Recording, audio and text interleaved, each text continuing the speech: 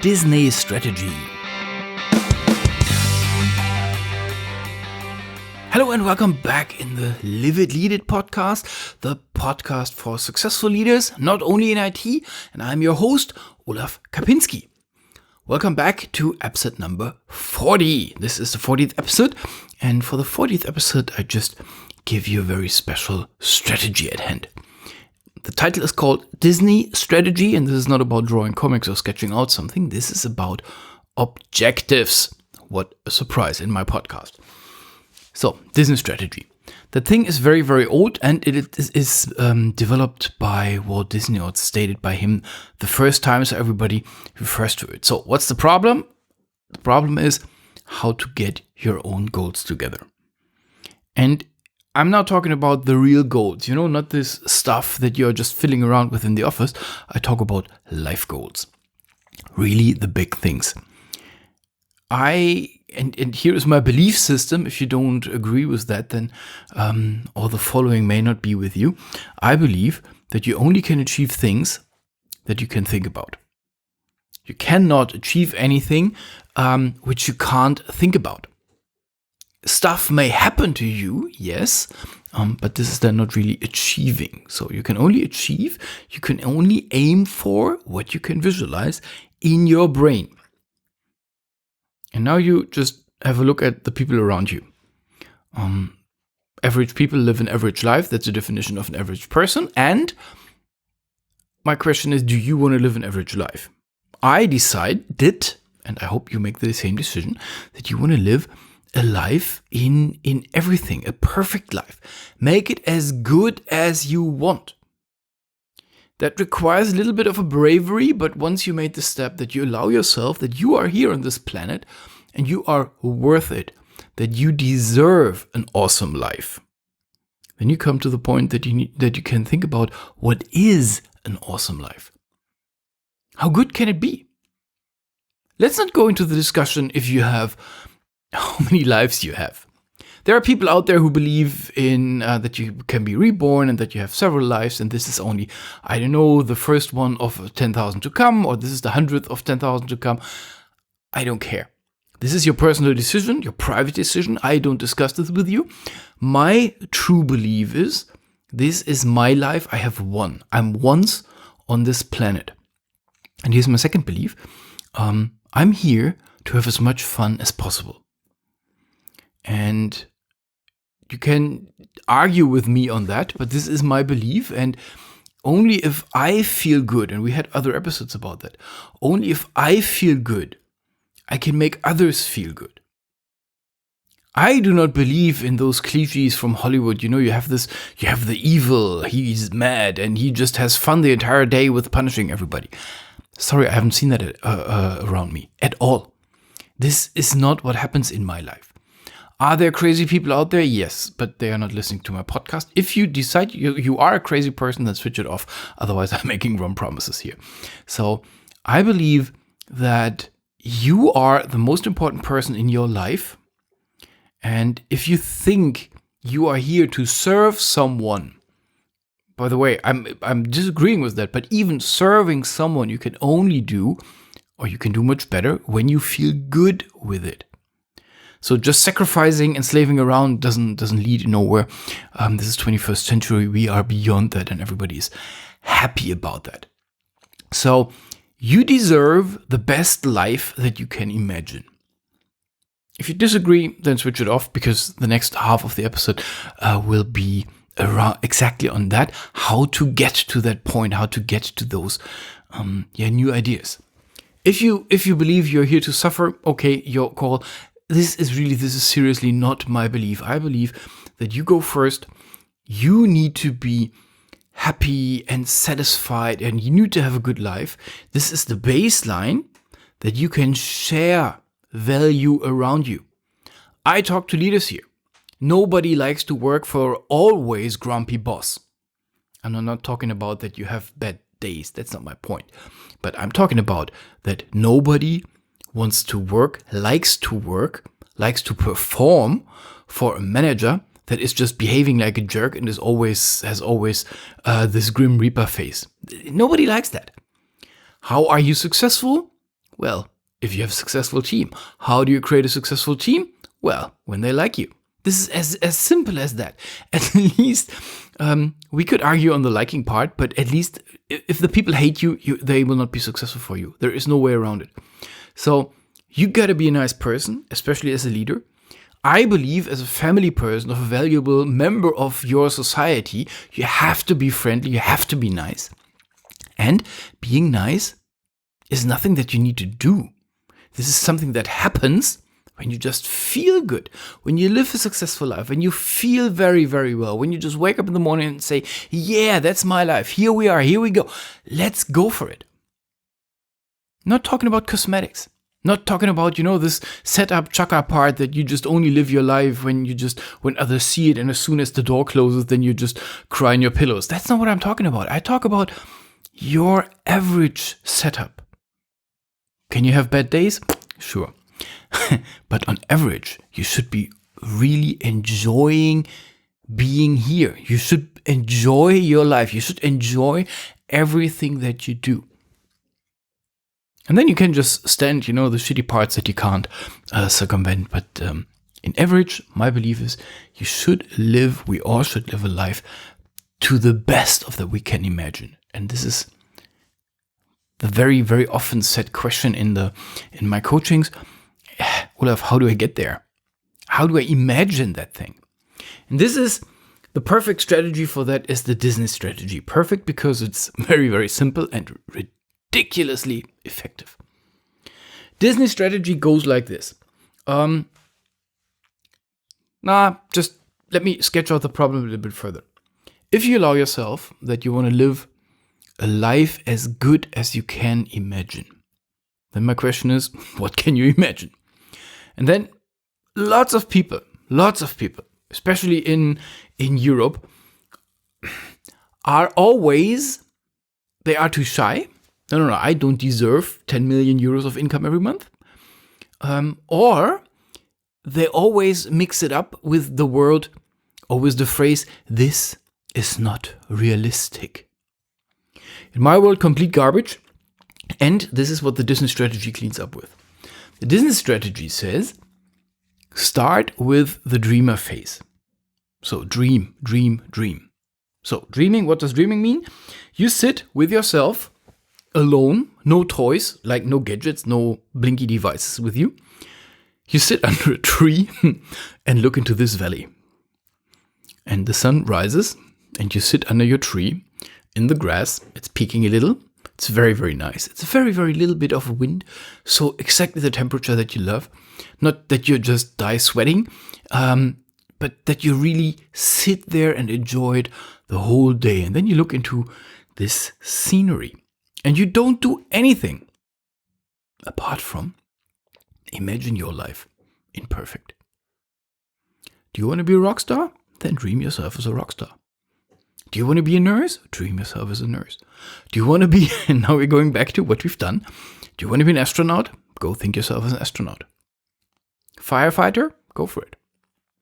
Manager of your own company? I would say, yeah, go for it. It's a bit small maybe. Dream. It all starts with a dream. You remember this iPad? I haven't been in that room, but I would have given a lot of money for that. In my world, it happened like this. This is my imagination. You see this very big, very nice conference room, and Steve Jobs invited all the head architects and all the head engineers. And he came late, so that means the people found themselves in this room with an invite from the Steve, and no content in the invite. Just be there. And then 25 people sit in that room in the Apple headquarters. And I imagine a very, very nice room, like polished white table and a very big window glazed front at the right side of them. So you can see out in a very nice, beautiful scenery. And everybody sits there and they know each other. And they know, based on the people that they know, that the others that they don't know are as highly paid as them. So they know here sits crème de la crème of technical departments of Apple. And they have no clue why. And then the door opens. Everybody has a coffee, and Steve comes in. And what he does, again, this is my imagination, he takes a thick block of paper, like thick in terms of 50 pages, and it's glued together somehow, so you can't open it. You don't see that this is a block, but it's just flat. And it has a black rectangle on top. He takes this thing, throws it on the table, then he opens a presentation behind him, and I see this a little bit James Bond style, so that the presenter just comes out of the roof and just opens up. And then everybody in the room sees that on this black rectangle that he's drawn on this piece of paper, that there is now the internet. And then Steve Jobs says, make it happen. And then he leaves. And then it's silent. 25 highest paid engineers, scientists, sit in the room. They understood, because he was showing a nice video, he understood what he wants, like, no keyboard, touching around, opening, 2 fingers, scrolling in, scrolling out. And nobody is brave enough to take a breath. And they just all look at each other, and the bravest guy says, did he meant that serious? This is how the iPad started, in my world. How did it start? Somebody had a vision, had a great idea, had a dream. I believe Steve Jobs was sitting back at home, and he was so sick and tired of fiddling around with this stupid laptop and this keyboard. And then he realized, well, I never use my keyboard. I only use my mouse, which, by the way, has no cable. So I've just lost it again in my sofa. And I have between my sofa pillows now the 5th mouse that just disappeared. Why can't I just touch this bloody screen? He dreamed of it. And he saw all of this happening. And then he started with it. This is how you start. You have to dream. Well, you don't have to. My invite is to dream, because it's just a lot of fun. So you sit under your tree, you watch into your landscape of choice, wherever you are in the world, and then you imagine yourself in real. Disney strategy separates this part out. Disney strategy consists of 3 pieces. It's the dream phase, it's the realizer phase, and the consequencer phase. And the beauty of it is that it isolates these phases. You take the dream and then you make it shiny and colorful. You let it move. You put tone to it, all in your head. Doesn't cost you anything. Imagine your life in real. What do you want to be? What do you want to be? Yeah, what type of person do you want to be in your dreams? Don't mix it up with, but I don't have this appropriate school. I don't live in the right country. I don't have enough money. Screw it all. What is it that you want? And here's the thing. That's a hint from me coaching a lot of people on that thing. Imagine what you think for the next some years. I want to avoid your overcompensation. Overcompensation means whatever you don't have at the moment will be the first thing that jumps into your mind when I ask you what would be a perfect life.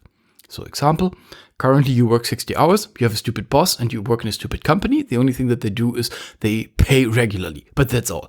Company stupid, no mission, stupid boss, crappy work, and lots of that. When you're in that position, and I ask you, what is your perfect life? Then I bet the words like beach will come up, with sleep will come up, relaxation will be the headline of your dream. And I understand that. Completely understand that. You want to have that, what you currently do not have. So, go beyond that.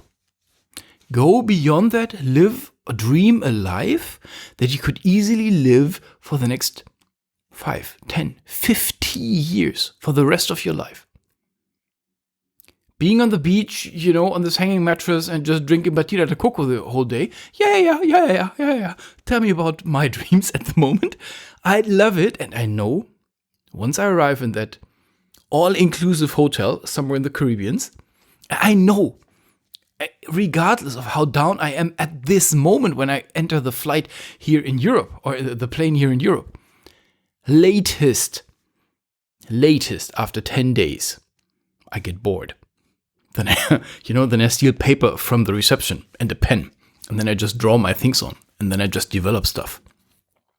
So don't stick into the overcompensation. Whatever it is that you want to have, silence, sleep, free food, enough sex, alcohol, whatever it is, go beyond that. I'm not talking about what is your next vacation excessively. I'm talking about what is your life in real. So think about your life in real and go into the depth, go into the depth, go into the depth. How would be the day? Where do you wake up? What's the color of the blanket that you sleep on, if you sleep on a blanket? What is the country? What is the language? And so on, and so on, and so on, and so on. Go through that.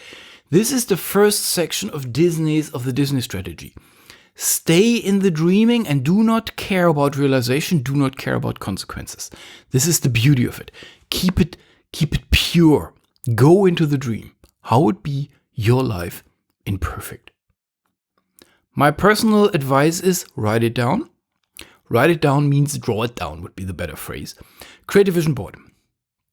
A vision board is preferably a big piece of paper, like a meter wide minimum. And then you glue on pictures that represent your future life. Why pictures? Because the brain works with pictures. Why am I a bit hesitant at the moment on that? Because I know that it's, for me, working with paper is a hell of an effort. Why? Well, I'm not working in some enterprises where everything is still on paper. I don't have a printer. Yeah, well, I have one in the basement, but printing a piece of paper out and then preferably sign it and then scan it in is for me always an hour of effort. I struggle at the moment with giving you advice of putting something on paper, and I know this is the most effective one. So if you really take it serious, take a big piece of paper, print out the pictures, the images that you find in the internet, that you find in a catalog, that you find in a newspaper, that you photograph wherever, print it out, cut it out, and put it on that, so that you have a visual representation of your dream life in front of you.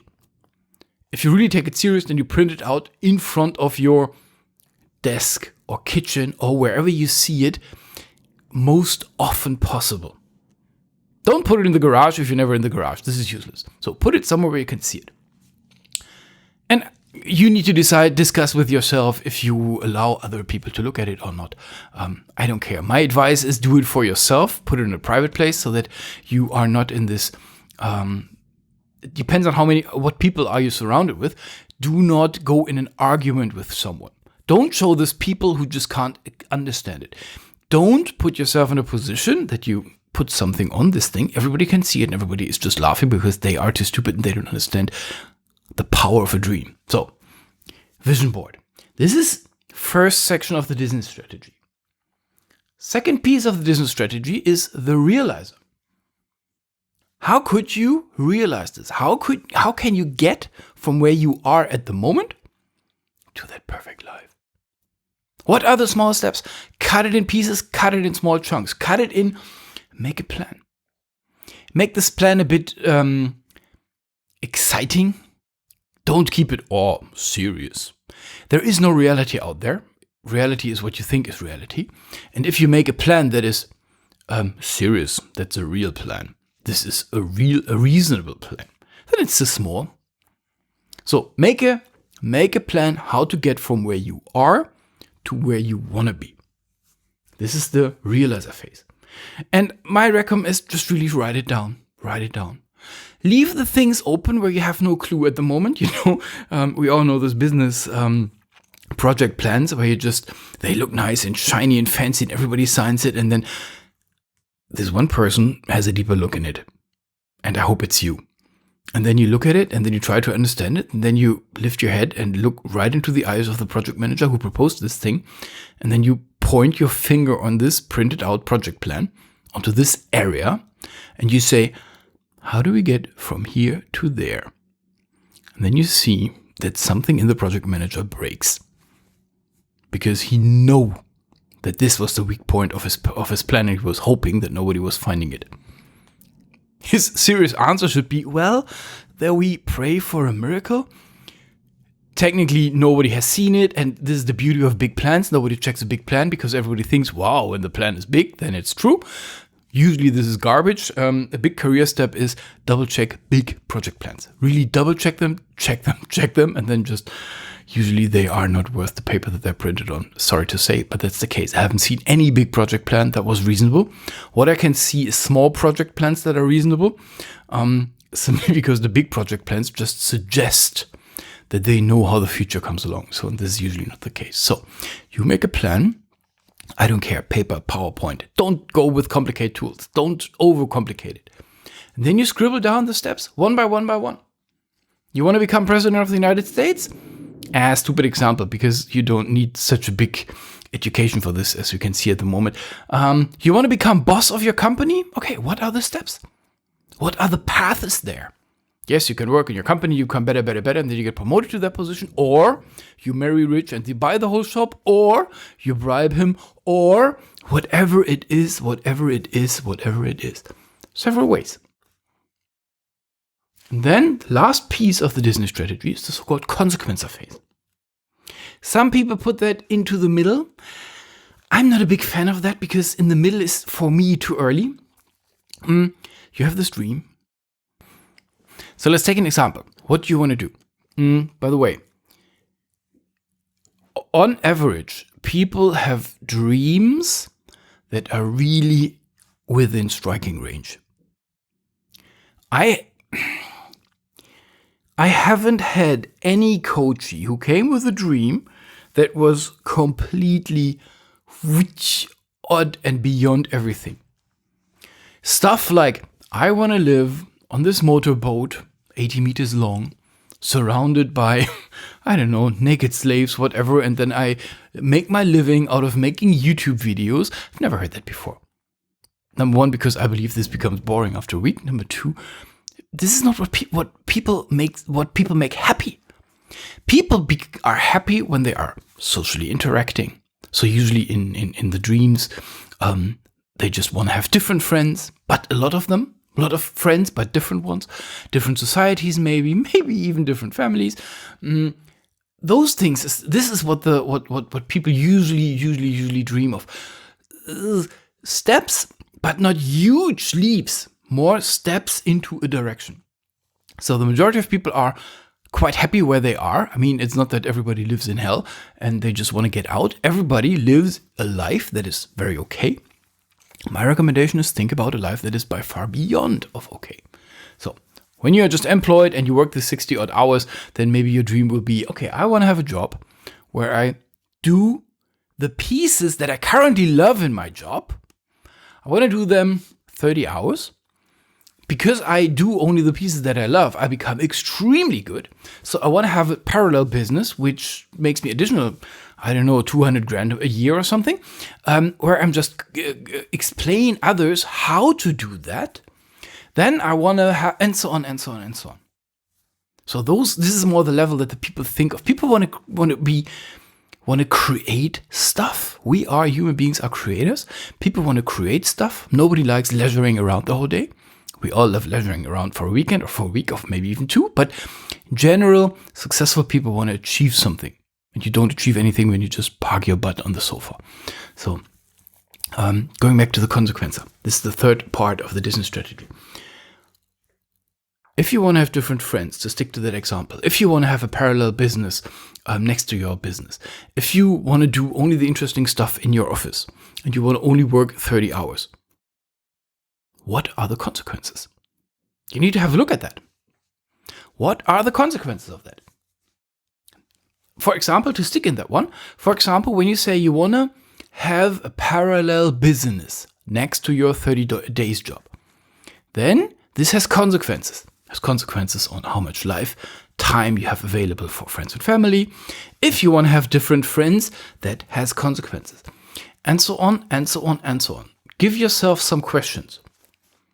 What will I have when I live in that dream life? That's easy. What will I not have anymore when I live in my dream life? So when you feel guilty, but you love to park your butt on the sofa and you have this active life and you're just busying around and, the limousine waits for you in front of the office to bring you on stage, then you can't lazy around anymore. Is that a consequence that you're willing to take? Think about it. There's nothing right or wrong. Think about it. So what is it that you do not have anymore when you live your dream life? This is question 2. Question 3 is, what do you have when you don't live your dream life? What do you have when you don't live your dream life? This is not the same like the one before. What do you have when you don't live your dream life focuses on all the good things that you have currently in your life. So the fourth one, as we are IT people, is quite obvious. What don't you have when you don't live your dream life? Yeah. So this is then the next driver. If you live your dream life, then you are famous on stage because you're awesome and your boss in the office pays you more money to avoid that you disappear. All of that you will not have when you don't live your dream life. Then you have a boss who's just a jerk and just forces you into the 70th hour this week and is just not appreciating whatever you deliver at all, and the company still is rubbish. So this is the powerhouse. This is the consequence. So those are the 3 steps in the business strategy. And the beauty of the business strategy, and this makes it so powerful, is keep those phases pure. Dream, phase 1. Plan, like realize, phase 2. What are the consequences, phase 3. My take is put minimum 2/3 of the time into the dream phase. Because it's fun. And because this is where the power is. The problem of the dream phase is that you usually only dream about stuff that you already know. So my recommendation is read books. Check, look other people's lives to get an idea of what options are out there. Don't be jealous. Fuck jealousy. This is just a brain killer. See how big boats are out there. See how golden can a pool be in your private Airbus A380. Is this something that you want to have? I don't care, your decision. But make sure that you open your mind for all new ideas. What is possible? Maybe you think you are connected to some things, which you aren't. Like, okay, I'm not saying family, but maybe you think you must stay in the village that you live in at the moment. In my world, that's not true. So make sure that you just put effort into the dream phase, explore new options, allow yourself new thoughts, open new gates in your brain. So then, minimum 1/4 of the time, you put my recommendation into the realizer. Because the realizer brings you even closer to all of that. That brings you to the point to understand where are you at the moment, in brackets, where are the beauties at the moment. What are your options that you have? What are opportunities that you can either see or that you can kind of push? What's there? The realizer opens the world or opens a new world of opportunities. And then the rest of the time you just put into the consequences simply because everybody is anyways thinking about the consequence all the whole time. The beauty and the success of the business strategy is that you just handcuff the consequence down to the very, very, very end. And then this is the best. As I said, it's a very effective idea. It's a very simple idea. And this is my invite for you. Use the business strategy to make a huge step in your life into the right direction. Wish you all the best. Share with me if that was worthy for you. Share with me if you did it and what the results were. And hear you back next episode. Olaf, bye.